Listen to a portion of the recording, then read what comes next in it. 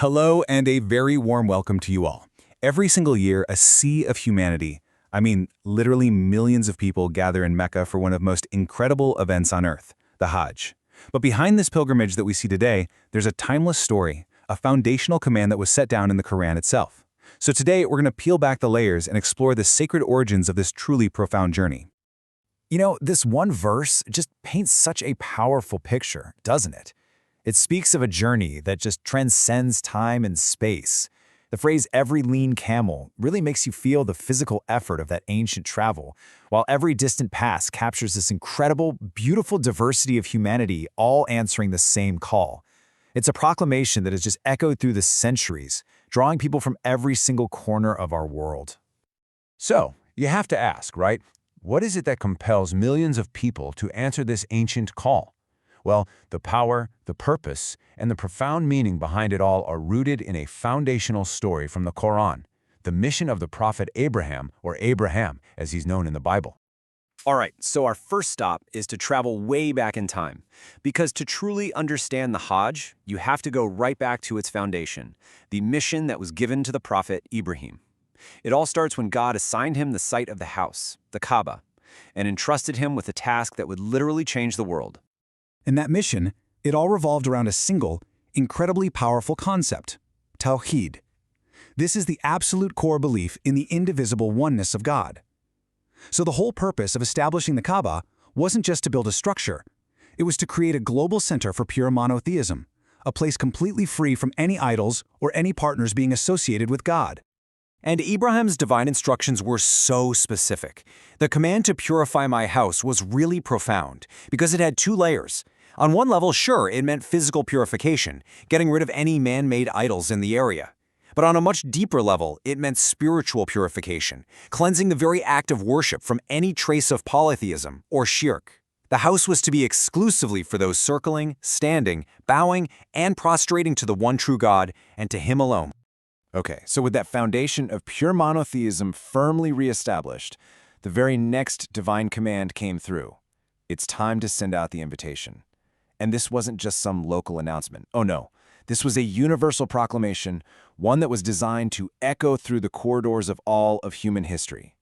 And this is the part that is just incredible. Picture the scene.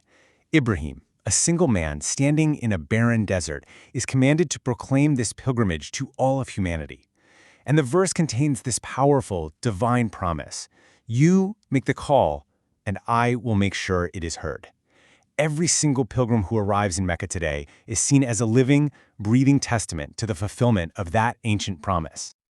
So, after answering the call and making the journey, what were the pilgrims actually supposed to do? What's the purpose of being there? Well, the Quran lays this out very clearly. It explains that the rites are designed for people to witness benefits for themselves and, of course, to remember God. Now, the Quran's idea of benefits is wonderfully complete. On one hand, you have the spiritual goals, which are paramount, seeking forgiveness for your sins, earning divine reward, and achieving a really deep spiritual purification. But at the same time, the Hajj was also set up to be a center for worldly benefits. It was a place for international trade, a meeting point for the global community, the Ummah, and this vibrant hub for the exchange of knowledge and culture. It's truly a journey for both the soul and for society. And this highlights a vital principle, that even the most personal acts of worship have a powerful community dimension. The ritual of sacrifice, for example, isn't done in isolation. The command is explicit. Share the meat, feed the distressed and the poor. This one instruction transforms a personal rite into a massive global act of social solidarity and charity. It's beautiful. The Quran also lays out a really clear, structured way to conclude the main rites. After the sacrifice, pilgrims begin the process of coming out of their sacred state. First, they remove untidiness through grooming, like cutting their hair. Then they fulfill any personal vows they might have made to God during their journey. And finally, they perform a concluding tawaf, circling the ancient house. This brings the whole journey full circle, right back to that single focal point of worship, the Kaaba. Now we're going to shift from the physical actions to the internal state of the heart. The Quran makes it so clear that the outward rituals, they're just one part of the equation. Their true meaning is only unlocked when they are paired with an inner reverence and a deep, deep consciousness of God. The word used here, sanctities, is so important. It refers to everything God has made sacred in the Hajj, the sacred place of Mecca, the sacred months, and the sacred rituals themselves. So the verse is teaching us that honoring these boundaries, treating them with deep respect, that is what truly benefits a person in the sight of God. Now, right in the middle of these verses about Hajj, the Quran issues its most severe warning. It's a warning against shirk, the very thing Ibrahim was commanded to purify the Kaaba from in the first place. It is presented as the total opposite of everything the Hajj stands for. This is, without a doubt, one of the most powerful and, frankly, terrifying metaphors in the entire Quran. It describes the spiritual devastation of someone who abandons pure monotheism.